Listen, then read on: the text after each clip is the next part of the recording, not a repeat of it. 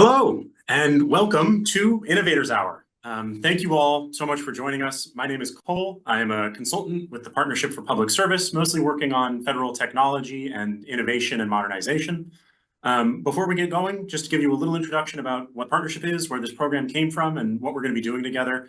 The Partnership for over 20 years has been a nonpartisan, nonprofit, working towards a better government and stronger democracy by supporting federal workforce efforts, leadership trainings, and society's commitment to our federal government.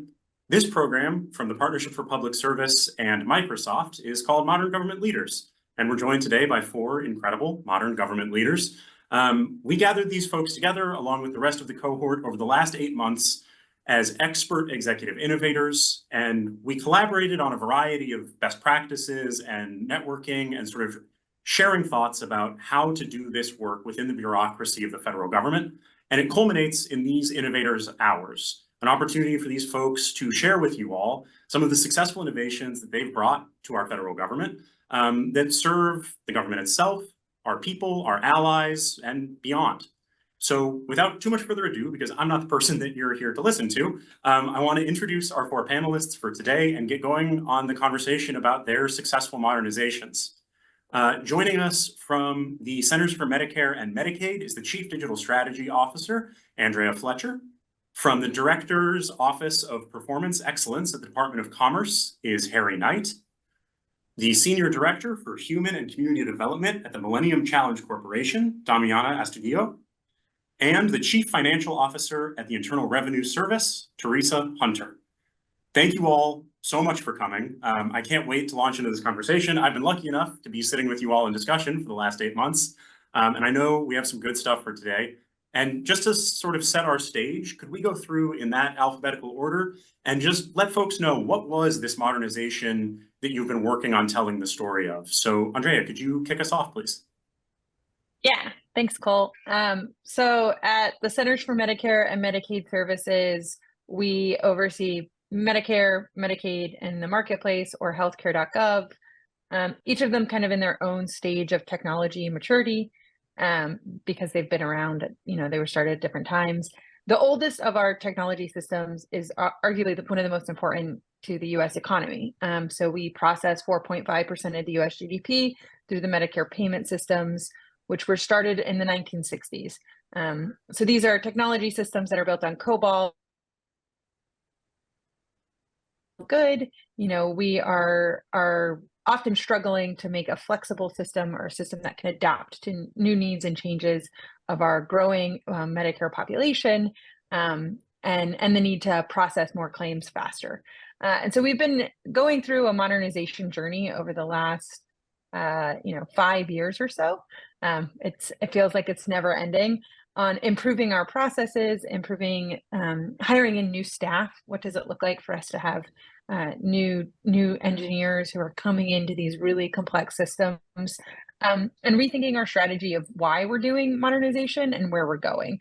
So what does Medicare look like in 5 years and 10 years? And especially as we're dealing with a population that is growing from about 64 million beneficiaries to more than 90 million with the baby boomer generation coming in. So that's the journey that we've been on. It sometimes feels like, I think we've been discussing it at Modern Government Leaders as like the fellowship of the mainframes, where you have like these, we're on this like journey of like a bunch of weirdos who love technology trying to figure out how we're gonna save it from collapse. We're not quite close to collapse, but there are definitely some pretty big challenges in these systems that we face along the way. Fantastic, thank you. And Damiana over at MCC. Sure, thanks, Cole, and good morning, everyone. My name is Damiana Astudillo, and I work at the Millennium Challenge Corporation, or MCC. We are a small independent U.S. government agency that provides foreign aid to low-income, well-governed countries. Our mission is to promote poverty reduction through economic growth. And although we are a newer U.S. government agency, we've been in existence about 20 years. There's still room for always modernize or think about how do we do things better. And this is what our agency actually likes to do. So I'm going to be sharing a journey of creating the behavior and user experience hub at my agency to bring user-centered design and better user engagement to our programs. Now, user-centered design or human-centered design is not something new. The private sector has been using it for a very long time, but is relatively new within the federal space. In fact, I think that the OPM Innovation Lab just came into existence around 2012. And this current administration issued an executive order encouraging and asking agencies to lean into human-centered design to deliver better in 2021. So yeah, I will be sharing that journey on how did we take this challenge at heart in our agency. Wonderful. And Harry, what have you been working on over at Commerce? All right, thanks a lot, Cole. Well, during the past year here at Commerce, we've been on a journey to modernize our customer experience efforts across the entire organization, which is 50,000 employees. And we did this because the Department of Commerce provides a wide variety of critical services for the American public. We're primarily a service provider organization.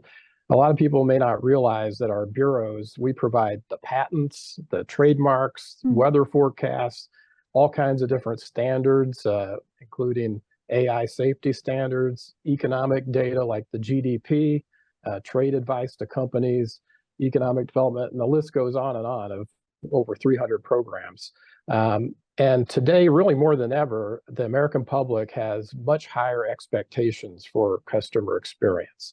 They expect that their service is better than it used to be and that it's delivered the way they want. And so our aim over the past year has been to improve and build out a customer experience program that helps make our department services easier, faster, and more effective for the public. So really about a year ago, my colleague Jim Genovese and I started leading the department's customer experience initiative, and we formally kicked it off last October 3rd, which, believe it or not, is Global Customer Experience Day. And that was the first time that the department celebrated and recognized that that new day that's been around maybe a decade when we formally announced and kicked off the initiative. Wonderful. And looks like we're coming up on an anniversary. That'll be fun. And Teresa, can you round us out with what you've been working on at IRS? Sure, yeah. At IRS, I'm the CFO for IRS, and just a little bit of background on IRS. For those who don't know, the IRS actually funds 96% of the federal government. So a well-funded IRS is critical to our country. But unfortunately, the IRS has been severely underfunded for decades, which has hampered our ability to accomplish our basic core mission. You know, Congress passes the law, and we help taxpayers understand and make their tax obligations. So the underfunding has impacted every aspect of our organization. Our staffing was at a record low. We've had limited training or inability to train to keep our skill sets up to speed. And we haven't had the tools to modernize either. And so we are a very manual, paper-based organization. And so there's ample opportunity. And just to give you an example of where we were before the Inflation Reduction Act funding, where we received $80 billion, our level of service in 21 was only 18.5%. And so that means that when you call the IRS, you have an 18.5% chance of someone answering that call. Since the Inflation Reduction Act, we've been able to increase that level of service in filing season of 24 to 88%. So there's been a significant impact, and it really demonstrates that a well-funded organization can actually, meet the demand and meet the mission that, is so critical. And, similar to Harry, we're also trying to make sure that we're meeting taxpayers where they are, right? So if you call the IRS, someone's going to answer the phone. If you choose to go to see someone in person, you have our taxpayer assistance centers are open and people are there and in hours that are convenient. If you want to, meet online demand or, answer questions, through your phone or apps, things like that, there's opportunity where we can modernize the organization. So we're truly in a transformational state within IRS. and CFO as a support organization. And that's where really our opportunity to improve and enhance and move along with this transformational journey. As IRS is modernizing, we're also modernizing within CFO, where we're really focusing on optimizing and automating our processes, looking at skill sets, where can we grow and improve there, and then also leaning into technology to the full extent possible. So we're using modernized tools and techniques in order to take advantage of this opportunity that we have before us with the Inflation Reduction Act. Awesome. I mean, so we have really, really big opportunities. We have really big challenges. We have very diverse agencies and missions. And I think what I'm really curious about, right, is where do these approaches sort of come together? How are all of you working towards addressing or achieving what you have in front of you? Damiana, do you want to start us off, and then we can just see sort of how the conversation flows from there? Sure, thanks, Cole. So I guess I would like to first highlight that the challenge, as I identified in my agency and what prompted me to try to do better through user-centered design and human-centered design, is that we would receive impact evaluations from our programs that highlighted that although we were delivering the outputs of our investments, we were delivering the roads, the water systems, the transmission distribution lines for electricity, our investments were not always achieving their full impact potential. Sometimes there was a mismatch between the designs and the local needs or the needs of specific users. Sometimes there were faulty program logics or untested assumptions that led to lower than expected uptake of services that we were delivering, or sometimes the users were not always using the new services adequately or how they were intended to use. Often, sometimes when we were working with our counterparts in other countries to put forward policy, regulatory, or institutional reforms, the civil servants that were in charge of implementing those reforms, their motivations, their understanding of the problems were not always at the center of the solutions that we were working with. So, in terms of how did we address to that, it was, first of all, recognizing that the problems have a very important human dimension, that they are not always just a technical challenge or a technical problem. And that if we don't put attention to these human dimensions, we will have challenges of ownership or sustainability or unmet expectations by the constituencies that we were trying to serve with. So what we did, or what I did with my team, was, first of all, I lean into the ethos and the identity of organization. MCC prides itself for being an evidence-based and results-oriented organization. In fact, we have invested very heavily in a rigorous body of evaluation with third-party independent evaluators. And the results of this investment can actually be accessed and appreciated on a publicly available evidence platform that has over 600 reports that cover projects and activities in 35 countries for a period of 14 years, from 2015 to 2019. So one of my staff, who, by the way, is a superstar, took the initiative first to look at this evidence through the lens of user engagement and social behavior. And this has not been done before. And the findings of the analysis were clear that we needed to do better in terms of designing with and for the end user. Then I took into account the existing resources that were there already. My group has been working more specifically in social behavior change. So I took the time to learn about their own vision, what they were already doing. I also took the time to engage with our collaborators, colleagues, and other partners to understand the services that were being provided with my team on social behavior, what was working, what wasn't working, what they would like to see to understand their needs. Taking all this information, I really work with my team to reimagine or role the types of services, the missions, the methods, the tools that we can offer. And this, first of all, that resulted in a really important shift in our mindset within our team, to see our colleagues, other practice groups, or partners overseas as our customers, and being able to meet them where they are. With this also obviously led to development a new strategy, a new menu of services, and offering a lot of flexibility in what and how we engage with them. Additionally, we spend a lot of time bringing awareness, basically marketing our services through launch and learn sessions, visiting different teams to present the services, conversations with key stakeholders, one-on-one conversations.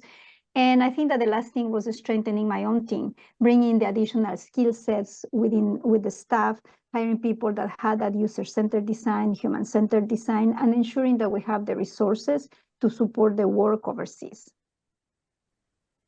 Yeah, and those resources are such a critical element. You touched on a lot of things that I feel like I've heard among all three of these other stories here. And so I'm curious if any of you heard something there that's similar to how you're addressing the challenges you're facing, or that you might build off of from Damiana's thoughts. I can build off of that. I think the most important thing for us has been building a team, right? And getting the right people with the right skill sets in. You know, our modernization efforts started before I got here and will continue probably after I retire. It's an ongoing effort, and I look at how we've structured governance around modernizing technology, and that is really a key part to keeping it moving forward. So it's not about the individual people that are leading the work, but the roles, right? So having our chief information officer at the table and our chief operating officer at the table and myself and you know, the director of the Center for Medicare, right? So the business owners, and that group is actually driving forward the modernization efforts, making sure we have enough funding, making sure we have enough FTEs. Sorry, headcount, people. FTEs is a government term, but making sure we have what we need in order to keep that going. And of the people who started out originally on that board, none of them are here. Some of them have retired, some of them have moved out of the government. And so new people have kind of taken up the torch of modernization because we've set up our governance structures in that way. And I think that's really different than you see in the private sector, or, you know, outside of government, and really unique to government, but also critical to making these long-term projects run well, right? It's bringing new people into the fellowship, right? As you're going along your journey. Sorry, I really am gonna go hard with this analogy now. And then also bringing in the right skill sets to get the work done, right? What don't we have? What do we need? Do we have the right people? Do we have the right personalities in those people? This is really hard work, and we want people who are excited about that hard work. And so recruiting talent and bringing talent in has been a key part of why our project has been successful, is that we've been convincing really talented people to tackle a problem that is critical to the US, and that is a fun and exciting challenge for people who like tough problems. It's interesting to hear you talk about sort of how you harness the wholeness of a team, right? That there are many different ways that people can contribute. And I know, Harry, in a conversation we had recently, you were talking about some of how you focused on teammates and where they were in their various levels of sort of customer experience, as it were. And I'm wondering if you might add that into Andrea's point here about sort of building the team. Sure. Yeah. And, you know, when you're trying to do something new and modernize, it is new. So you're faced with some common challenges that I think you're hearing across the team. We really had three challenges that I think, you know, a lot of these types of innovation efforts can run into. The first, as you're getting to, is team and people. We didn't really have a community. Like Damiana said, customer experience, user experience, these are newer concepts that have really just been incorporated into the private sector over the last decade. But they're really becoming fairly technical, specialized career paths with special training and skills and certifications. And we haven't caught up there in the government yet. We don't have that. And so we needed to understand who is our community, what is our capacity across the department. The second challenge was ownership. You know, we're a fairly federated organization, a lot of different bureaus and programs, but, you know, who owned, from an enterprise-wide perspective, the customer experience modernization effort? How could we put in some of those fundamental roles of governance across a large global organization? And that segues into the third piece is, you know, we had pockets of excellence. For instance, our US Patent and Trademark Office was the early adopter of customer experience here at the department. We have really seasoned experts, which is pretty rare in the government, who brought in private sector and previous experience in customer experience. So we have, for instance, Charlie Thomas and Tony Kresnik, who lead respectively the customer experience for patents and trademarks. And we really wanted to identify those experts like them across the department to help us discover who is our team, what are our people. And I'm happy to unpack a little more of that as we continued our journey over the last year. Absolutely. And I love learning about those individuals in specific agencies, specific bureaus that are sort of coming to the fore and being a part of these teams that help you innovate, help you modernize. And Teresa, I know on your end, you have this kind of really, I might say, wide lens of approaches, right? It's the technology, it's the personnel, it's the user experience of meeting folks where they are. And I'm wondering how you sort of got your hands around that entire corpus of requirements and what that looked like for you from the CFO's chair. Yeah, I mean, I would definitely, it has been an exciting journey as we're trying to move from a traditional to a more modernized CFO organization. But similar to the comments that my colleagues here have mentioned, it really boils down to the people, the teams behind it in order to be able to truly modernize. And so, for us, we've taken a three-pronged approach, and one is communication, communication, communication, right? So, we released a CFO vision document in FY24, really laying out and putting pen to paper of what are the priorities of the CFO organization and how do we align to the rest of the transformation effort that's happening at IRS. And so it's really three pillars of that vision where we're modernization, strategic advisor, and employee experience. And the second approach that we took was really empowering the employees to give them a voice, to give them the tools necessary to do their jobs, to train them, as well as getting their buy-in. There's a saying that culture eats strategy for breakfast, right? So how do we work with our employees to bring them along on this journey?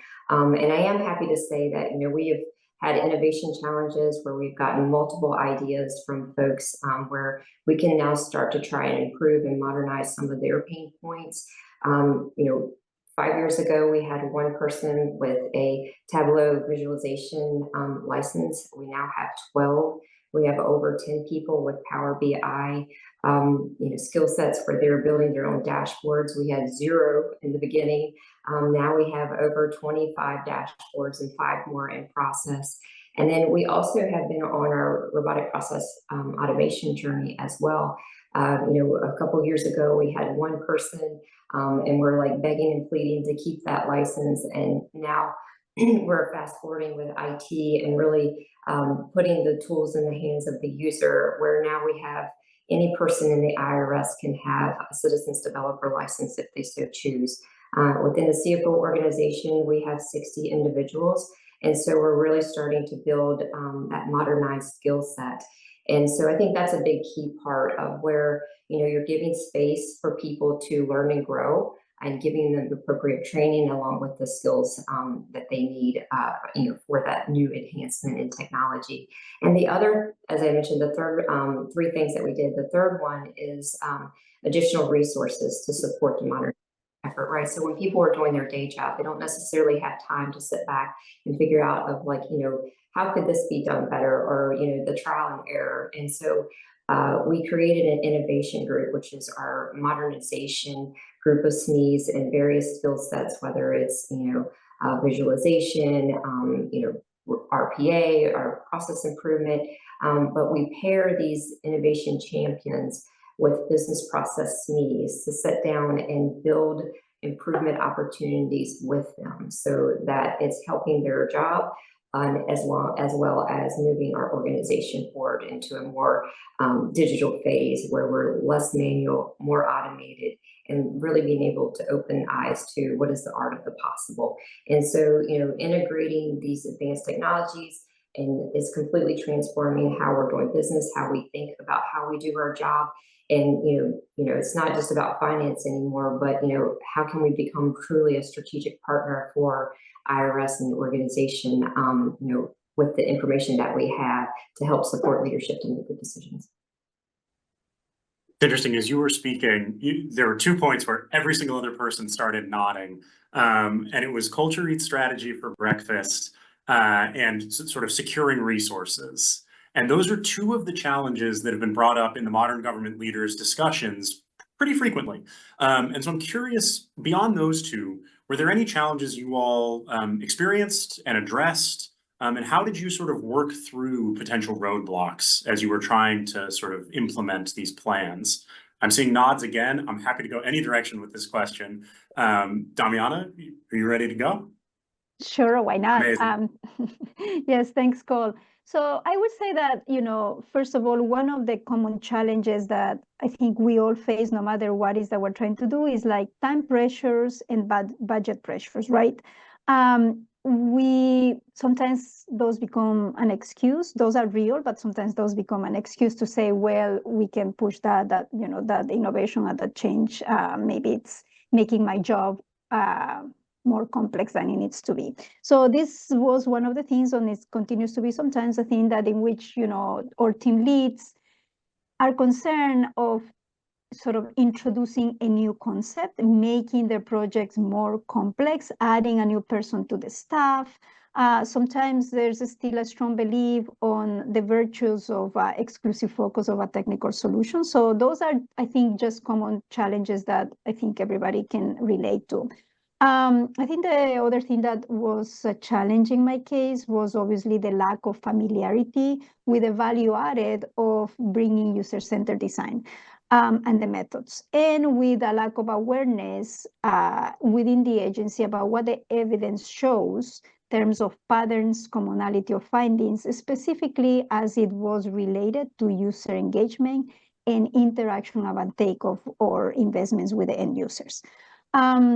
I would say that, if this was more specific for me, the team that I joined at the time to bring this human-centered design and develop this hub had been more focused on social behavior change. And because of this focus, they had favored a more rigorous approach and research, perhaps as a trade-off at the expense of bringing flexibility and more practicality to the approaches that needed to be taken. And also just even within our team, we spent a lot of time sort of thinking about strategy as to the best path forward. Should we advocate for making this user engagement something that must be in every team, sort of like a mandatory thing? Or do we really prove the value of it and develop that demand with it? So I would say that those were some of the specific challenges that I had to tackle, across. And just to touch on something that Teresa said about, building that capacity, that was another challenge, right? And this is a challenge that we're currently tackling, although we have 4 full-time staff plus some contracting mechanisms that support this work. What we have taken it at heart is the need to upskill across the agency. So we actually last week just offered a training across the agency on an introduction on user-centered design, and this was well received. There's a lot of excitement for it, and we're aiming to develop a second level of training that's a little more in depth to really say, you don't have to depend only on our team to think about a problem this way. We want to be able to give you the skills and empower you and encourage you to sort of bring that kind of mindset to the problems. Wonderful. Harry, I saw you sort of smiling at a number of those points. Something you wanted to grab onto? Right. Well, that's because Domina and I have been leading similar projects or initiatives, so there's a lot of commonalities. And as we've compared notes over the past year through the Modern Government Leaders Program, we did talk about, how do you just get started? And one of the things, I'll give her credit, she said a top-down, bottom-up approach. And so kind of unpacking that, how we did that at Commerce, we did need to get top leadership buy-in. In the federal government, the higher up you can get somebody saying, this is a good idea, I'm all in on this, whether it's your secretary or your bureau head or all the above. So we got that leadership buy-in through our Department Management Council, which is our senior government leaders, the career folks in each of our component bureaus, as well as briefing our deputy secretary. So that got us sort of the green light to say top leadership endorses this. It also helped get a little bit of seed capital to start up with sort of the minimum viable budget to get something going here. The second piece from the bottom up was really trying to build a coalition of the willing.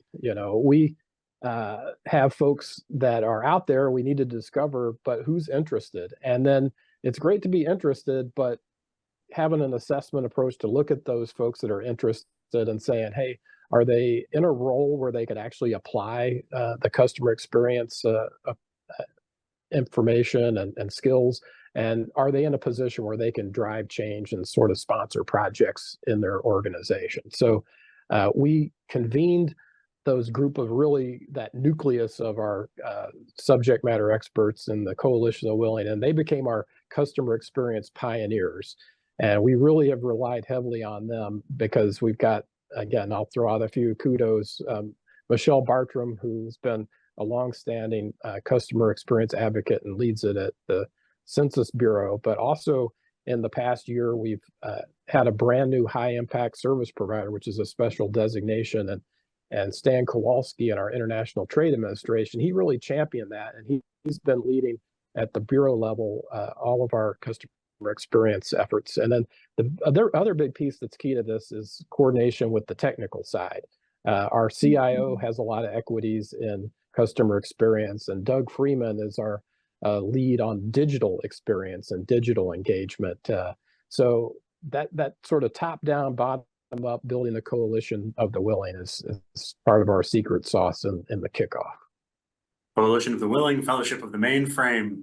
I love how we're bringing people together in these nexuses. And one of the interesting things actually about this particular group of modern government leaders is we sort of have this balance, right, between two folks that are really, really customer experience, user-centered design focused, and two folks that have a lot more technology and sort of in the work that they're doing right now. And so I'm curious, are these challenges the same, different, new flavor for y'all? I have a new flavor I can add. I think one of our biggest challenges is risk aversion. And the phrase that we often hear is, well, this is the way that we've always done it. And it can be tempting to say to somebody who comes at you with, this is the way we've always done it. Well, you're wrong, right? You're not doing it the right way. We think differently, right? And that approach never gets you anywhere.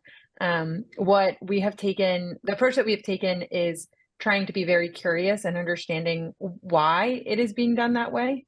So like, why have you always done it this way? Maybe they are right. Maybe they've been doing it the right way the whole time. And actually we shouldn't change anything. Maybe there's a better way of doing it that they just haven't thought about, right? Maybe we haven't thought about it either.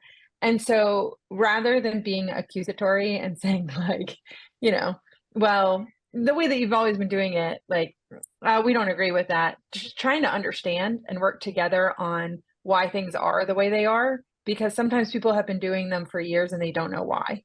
That's the other thing that we've seen. It's like, well, I showed up a couple years ago and they told me this is how we do it. And so we've just kept, cranking the wheel and we just kept doing it the way that we've always done it. And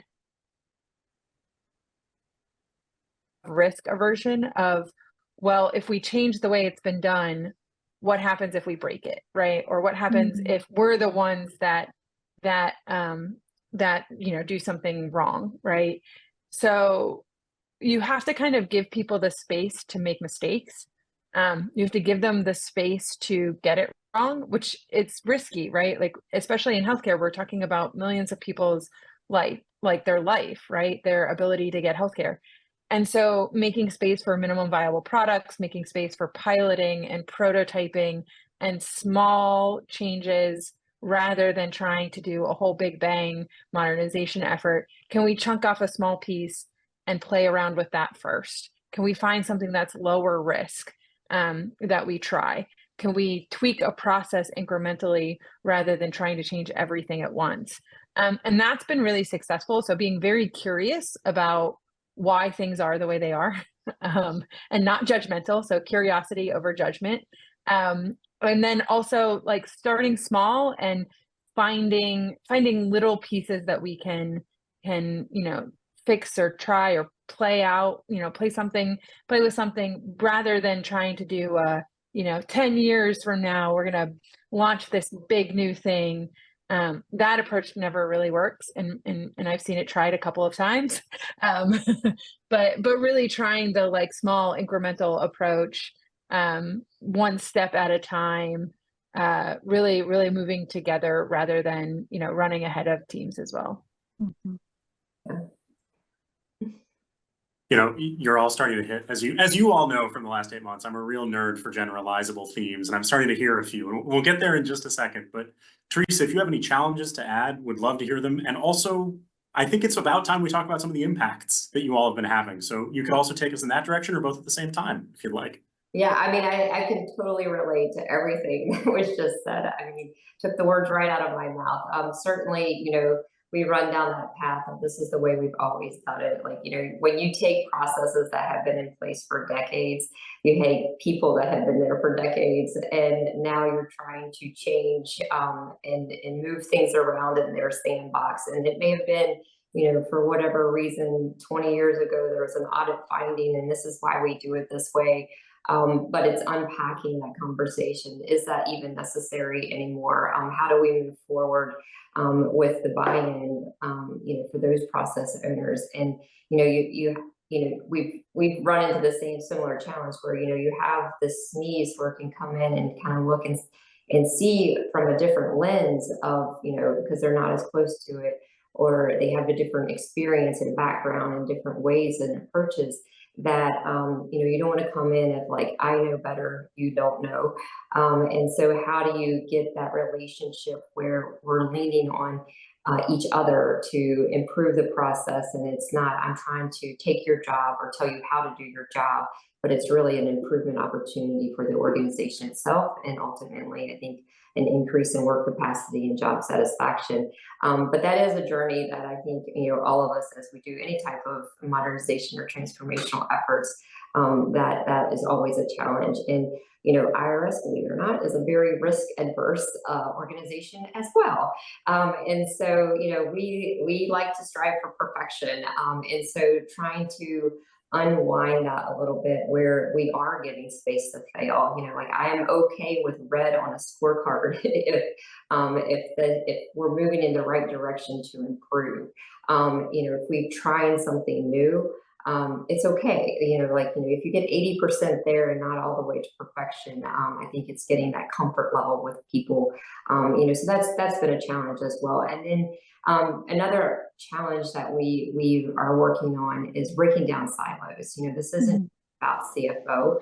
This isn't just about, you know, procurement or HCO or, you know, whatever bucket of the organization. This is about IRS. And so how do we break down the silos across the organization where, you know, whether it's, you know, the business units that are, you know, more taxpayer facing or the support organizations, but we're really working together and leveraging, you know, the different things that all of us can bring to the table in order to function, you know, more rapidly and really transform at a faster pace. So, yeah, so it's been, you know, a lot of things that we are unpacking all at once as we are definitely taking a facelift across the organization. Yeah, I love that you brought up cross silo. I mean, because obviously that's sort of what modern government leaders was meant as a space to sort of break those down and speak across them. Before we move into some of those broader sort of generalizable themes, I wonder if I can get like, what's your favorite impact that you've had over the course of these journeys? Is there something that stands out to you that says, yeah, this work is working and here's what we're delivering? And Damiana, I saw you starting to speak up a little bit there. And I don't know if you were going in a different direction and there's something else you'd like to say, totally welcome. But if you'd like to kick us off, that would be great. Yeah, so yes, and I will share a little bit what I see some of the impacts, but I really appreciated Andrea's sort of last point as well as Teresa's last point in terms of how do you really address that risk aversion or that comfort level that exists with things that are working as they are, even if they are not, you know, optimizing the results, optimizing the processes and efforts. And it just very briefly to say that, you know, for me, we have had these super interesting conversations with our cohort about how do you come to understand a problem space, right? When you are planning that innovation change or trying to sort of promote something new. And I really appreciated this, like, let's sit down and have that conversation to unpack what is it really that is holding us in this way? What is it that sort of we're afraid of? And for me, just a couple of things to add is like, it's really important to examine and test assumptions my own assumptions, your own assumptions, and the assumptions made by everybody about what the problem is and what is needed to solve that problem. And then, from that deriving, like sort of defining clearly the problem and then the boundaries of the problem. And I think that this is something that maybe Andrea said, that you cannot sort of fix everything, right? The importance of marginal improvements and marginal changes. So when you have a problem, really clearly defining in a finite way, what is that you can fix now as a first step. And one last thing that I would say is that, we as human beings naturally are very uncomfortable with gray areas. So we like dichotomy, the good and bad, and so forth. But sort of we have to embrace that discomfort with gray areas, the discomfort that maybe there are two opposing facts that can be true at the same time, and sort of work with our team and have that ability to bring everybody to feel comfortable with that. So I would say that. And then in terms of your question about, what impacts, in our sessions, we have had a lot of conversations in the Modern Government Leaders cohort. We talked about how do we prove the return on investment, the ROI. For us at MCC, the long-term returns to our investment will be in terms of the use and the uptake of the public services that we have helped deliver. And they will not come until we actually see the impact evaluations, which can be a few years down the road. However, in terms of short-term wins, we really sort of feel the sheer appreciation and demand for our services. So currently, we have about 12 active project engagements in our portfolio, and there's 3 additional in the queue.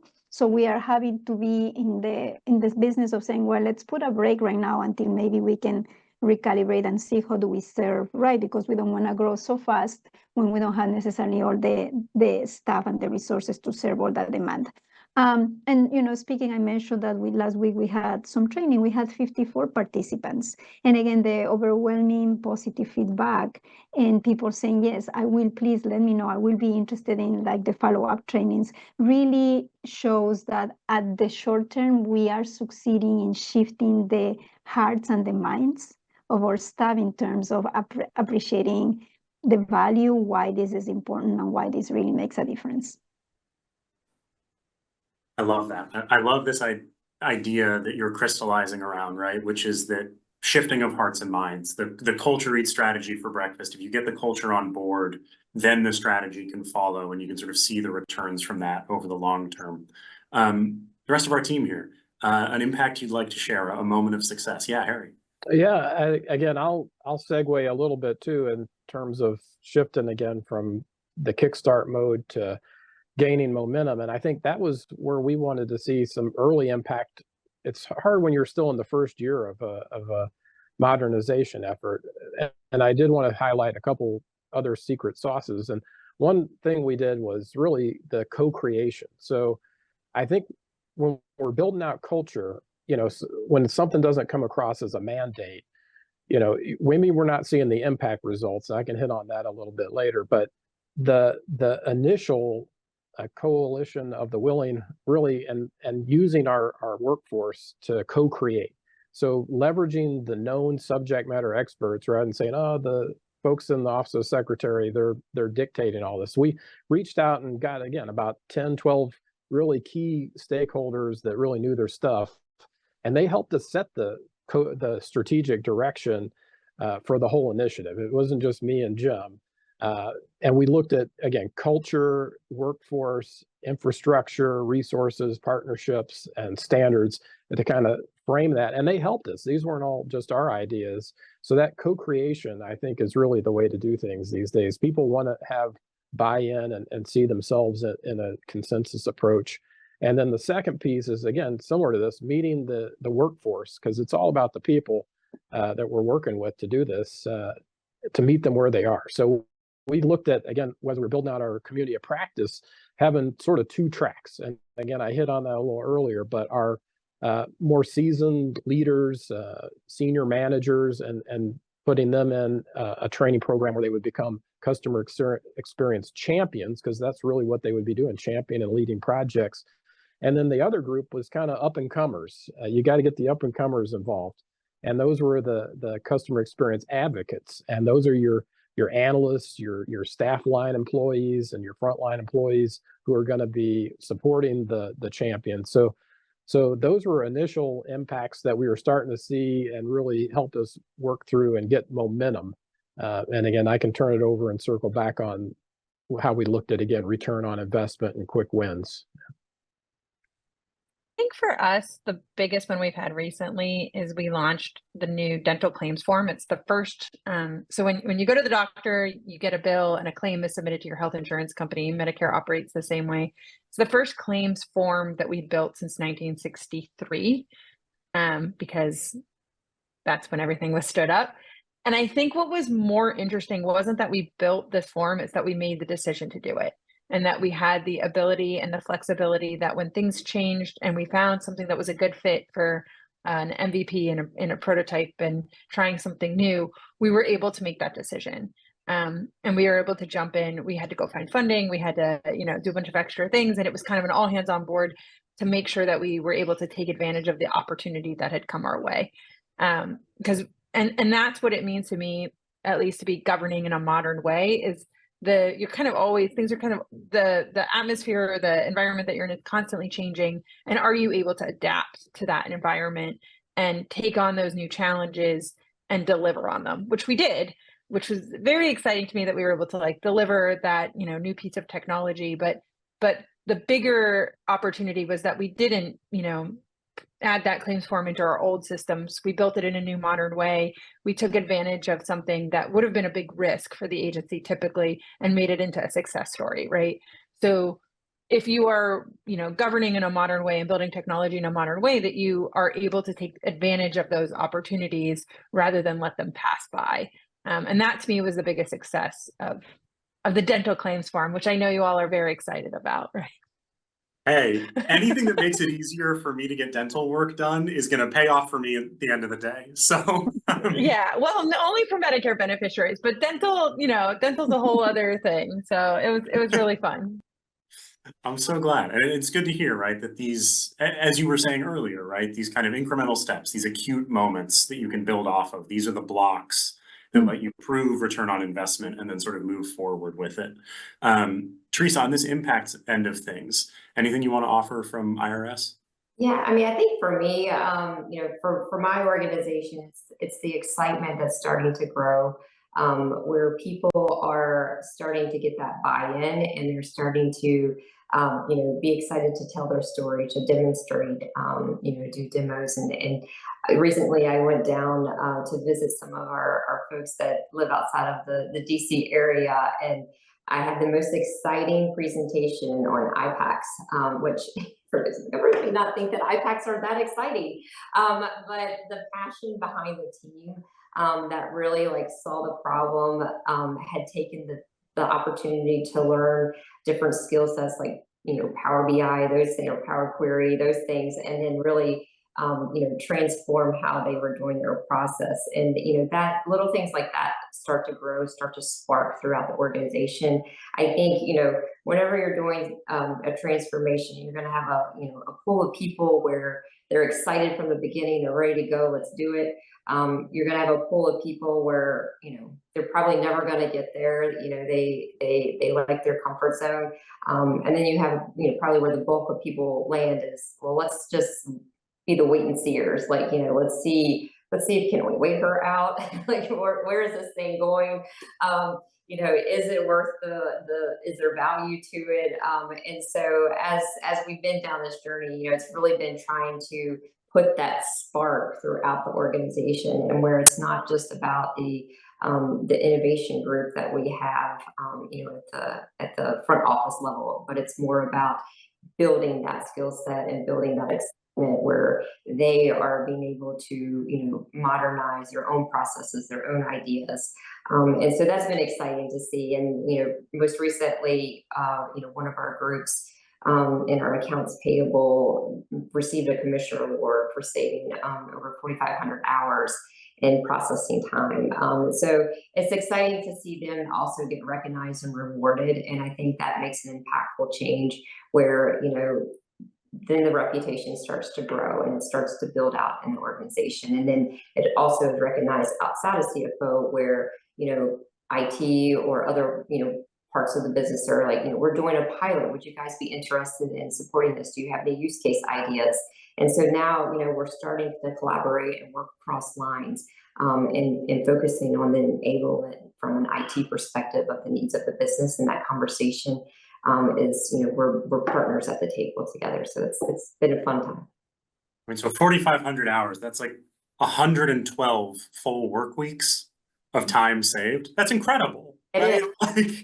Like when I say we were very manual based, I really mean we were very manual based. So it definitely, there's loads of opportunity, but I think, we're touching the iceberg, but more to do, but definitely some great wins that we've come a long way. Yeah, I mean, well, something that we've said a lot, I think, over the course of our conversations together is, yes, there's always more work to do, but in those moments where you can say, wow, 112 hours, that's like 112 weeks, that's like 2 full working years for a person. That is a lot of time saved that now goes into other things, right? That you're able to dedicate towards new heights, and that's wonderful. Exactly.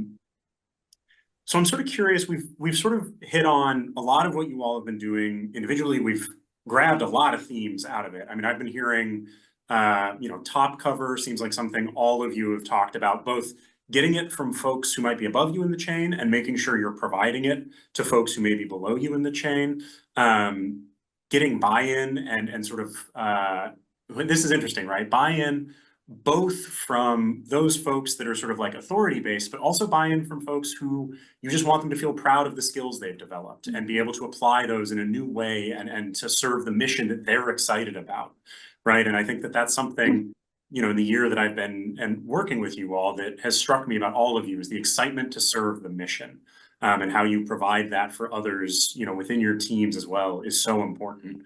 But I'm curious, as you all have been listening to each other, what are the themes that you would pull out that you would say, hey, this is really what it takes to modernize at the sort of executive level in the federal government? These are the skills or ways of thought that you need to do some of this really innovative work. Is there anything jumping out to the 4 of you? Yeah. I'll go ahead. There's a phrase I've been saying a lot lately, which is leadership first, tech last. I think in the tech community, particularly with AI right now, people try to jump to a technical solution before they have the leadership solution in place, which is how are we going to lead as we're going through a technology change. So that's, and I've heard that a lot from the other modern government leaders, is like, it's not always about the solution or the problem that you're trying to solve. Sometimes it's just about leading people in the right direction and giving them what they need to succeed. Teresa, what were you going to say there? I was just going to say it takes a lot of patience, persistence, and passion, not just from the leadership, but also from those that are trying to champion the change. There's a lot of times the conversation, ends in tears. I just be honest with that. That there's days where you're going to beat your head against the wall. But if it's good government and, it's worth doing, it's worth having the conversation. But you have to have, the ability to stay with it, right? And not, just, leave it as is. If there's opportunity, let's figure out a way to yes. And so that's definitely one thing I will say that, it is a challenge to make change. Everybody's okay with change until you ask them to change. It's not so fun anymore. So it does take a lot of, communication, explaining the why, what is the benefit? How does this relate to me? And I think that's the biggest piece, where it comes down to the individual and how they can be a part of what's happening. So, I think for us, no one has lost a job. There's always more work to do. There's always more different ways to do it, where we can have more quality, deliverables and doing more analytics and things like that. But every time we move on to a new process, we kind of start the conversation over of, what does this mean for my job? What does this mean for like, what will I do now? So I think it's a matter of painting that picture and having that conversation of this is how we're going to move forward together, so that you have that trust, you have that buy-in, and you're building this together for the greater good. So that's where I would say is that it can be a taxing experience. So.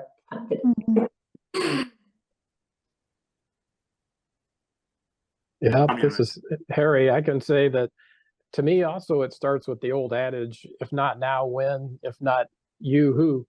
It takes a mindset to, when you see a problem or an opportunity, to step up and try to take that first step to address it.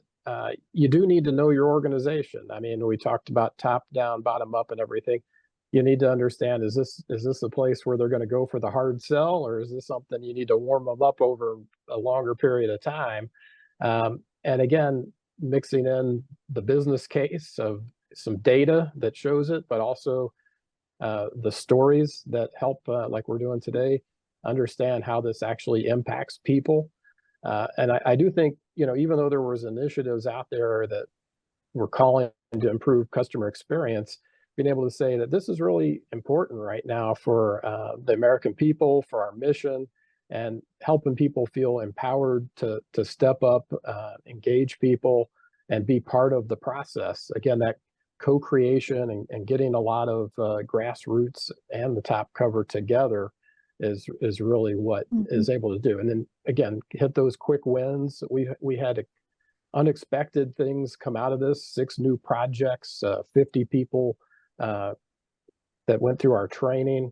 And then we even have in one of our bureaus, the Minority Business Development Agency, during this process, they decided to create a whole new office of customer experience and appoint Joanne Hill as their first ever customer experience director. And I think that had something to do with the what we hear from our bureaus is saying, we needed somebody to be a voice for this initiative.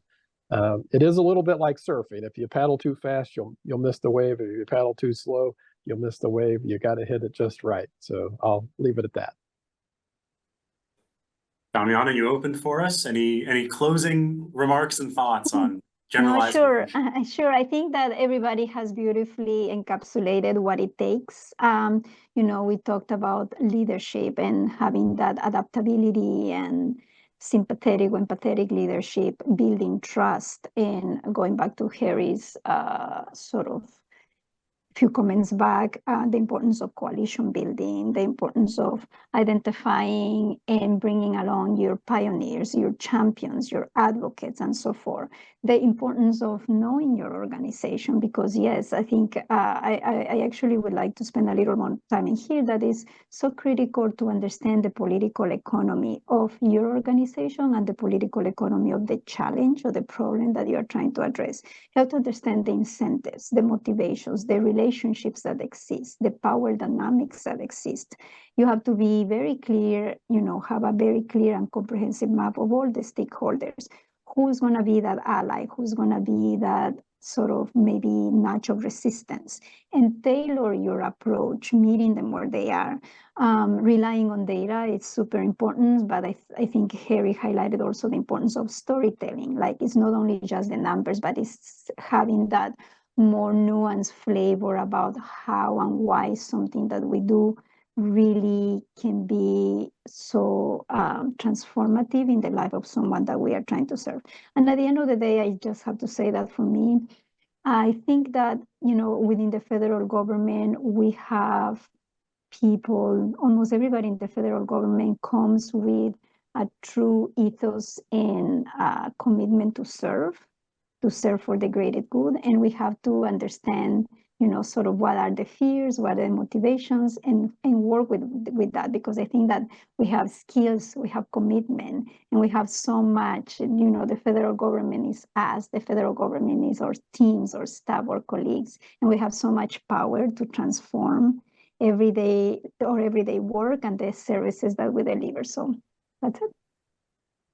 And that is a wonderful note to end on, because that's also been my experience learning from all of you over the last year, is that this is a group that is representative of the federal government at large, of folks that are dedicated. And as Teresa said, sometimes the conversations become tearful, but it's the passion that sort of keeps you pushing forward. And I've been so appreciative to be in the room with all of you, learning from you about sort of just what it takes to make that kind of difference in our country. And with that, I want to thank you all so much for joining us. I want to thank our audience for taking a look. This is the first of 4 Innovators Hours. We will have, therefore, 3 more with the rest of the Modern Government Leaders cohort, talking through a number of other modernization stories spanning the gamut of the federal government. We're all over the place. Once we finish them all up, we're going to be hosting these as a resource sort of in perpetuity to review for really who are these people that are making a big difference at the federal executive level, and how could you make one too? So I hope that you'll check that out once the resource goes up. But again, I just want to say thank you so much to our panelists, Damiana, Andrea, Harry, and Teresa. Thanks for joining me today, and I hope you have a wonderful afternoon. Thank you so much. Good afternoon. Thanks. Bye.